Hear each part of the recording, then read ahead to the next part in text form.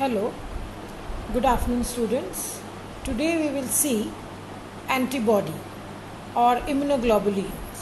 So immunoglobulin or antibody is responsible for humoral and cellular response.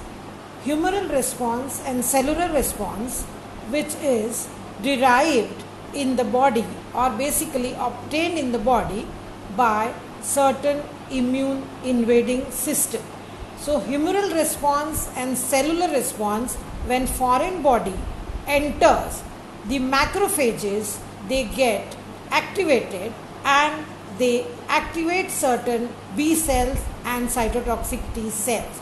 So cytokines and CD4 cells and the cytokines with the cytotoxic cells and the helper cells and CD4 cells, they active certain cytotoxic T cells and plasma cells. So for this humoral and the cellular response, the foreign body when invades or any antigen invades, the macrophages activates and they generate the immune response.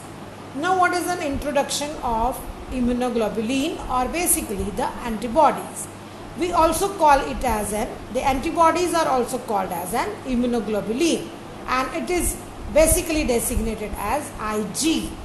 Immunoglobulin is a glycoprotein that is made in response to an antigen, and it can recognize and bind to the antigen that caused its production. So it protects basically us from microbial infections or any invading organism which infects our body. These immunoglobulins, they are basically gamma globulins, and therefore we refer to as IgG, and they are gamma globulins. They are synthesized by the plasma cells. They constitute 25 to 30% of the total serum protein. They are present in near about 25 to 30% and they are serum protein. These antibodies are present in serum. They are also present in tissue fluids, mucosal surfaces, and on surface of B cells where they act as an antigen receptors. Now what is the basic structure of immunoglobulin? The immunoglobulin has a specific conserved structure with a 2 light chain and 1 heavy chain. So what is the basic structure of immunoglobulin? Which is composed of 4 polypeptide chain, 2 identical light chains which are of 25 kilodaltons each, and 2 identical heavy chains which 50 to 73 kilodaltons each.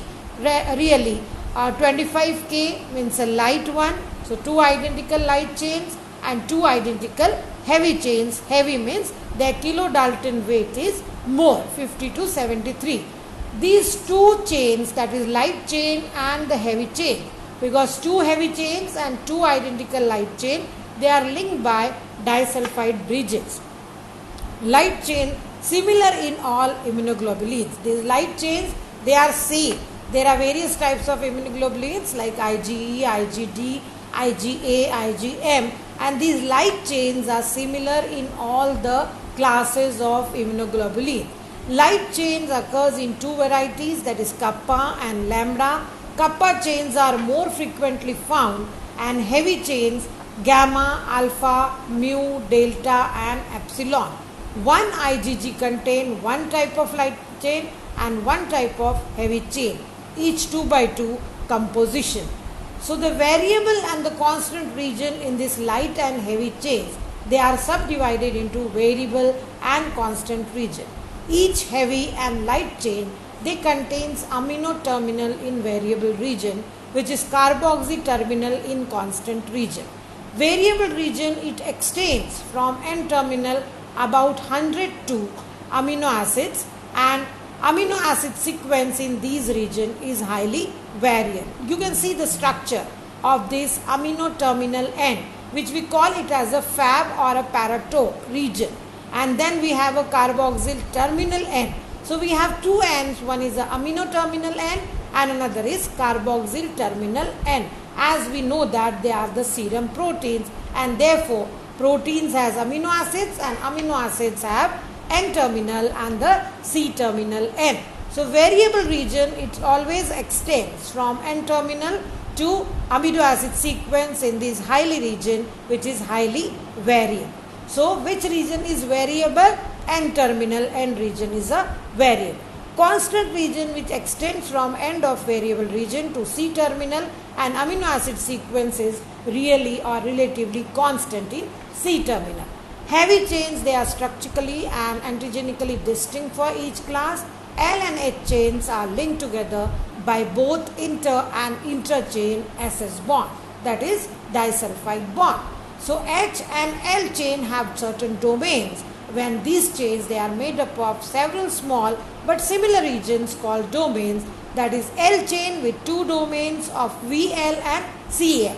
VL means variable light and constant light. So L chain with the two domain of VL and CL, whereas H chain, that is heavy chain, with four chain in IgA, IgD, IgG, that is VH variable heavy, then constant heavy and constant heavy 2, and CH3, that is constant heavy 3. So how many are there in that chain of IgA, IgD and IgG? We have four chains with VH, that is one variable with heavy chain, and CH1, CH2 and CH3. While five domains in IgM and IgE, where VL, that is variable light, CH1, CH2, CH3 and CH4. So these are the domains which are present in H and the L chains. These are made up of several small regions and with the VH and the CH region, whereas VL and the CH regions. So constant and variable domains are there, and with specific immunoglobulin classes they are classified. Now this immunoglobulin structure, it is showing in this figure antigen binding sites, variable regions on heavy chain, then light chain, then disulfide bridges, then variable region on light chain, constant region on light chain, constant region on heavy chain and specific heavy chain. So we have heavy chain and light chain with the variable regions, that is domain of variable and the constant region. Now immunoglobulin certain has a folded structure, because as we know that it is a protein and therefore it has a beta pleated sheet protein which is folded loop like structure of a beta pleated sheet. It has a hinge region. H chain of arms extend into hinge region. These hinge region has a specific amino acid content and that are rich in proline and cysteine with the disulfide bonds which are present in the hinge region. Now this figure shows the 3D antibody structure, how the immunoglobulin with the Fc and the protein A complex look like with the disulfide bond, with the fucose, then N-acetyl D-glucosamine, then alpha D mannose and the galactose. It has a protein A and the fragment B. So it is a structure of a immunoglobulin which is a 3D structure with the Fc and the protein A complex. Now certain enzymes are also responsible for cleaving or occurs the SS bond of the hinge region. They produce the three fragments. When enzymatic action of the papain takes place on the immunoglobulin, then it produces the three fragments. Two identical fragments called the Fab fragments, that is FAB fragment and antigen binding activity. This FAB fragment has antigen binding activity. So these two identical fragments are produced when papain cleaves or enzymatic action of papain takes place. Other fragment called FC fragment, which is fraction crystallizable. So when you basically degrade this immunoglobulin, then papain enzyme activity shows the result and produces three fragments with two FB, FAB and one FC fragment. Now peptide digestion also shows the degradation takes place and the SS bond of hinge region occurs. So it shows that SS bond is there in the hinge region. So by pepsin digestion we can identify or we can get clear idea that there is SS bond in the hinge region, which produce a single fragment composed of two FAB like subunits, which is FAB binds antigen, and FC fragment which is not recovered or digested to small numerous peptides.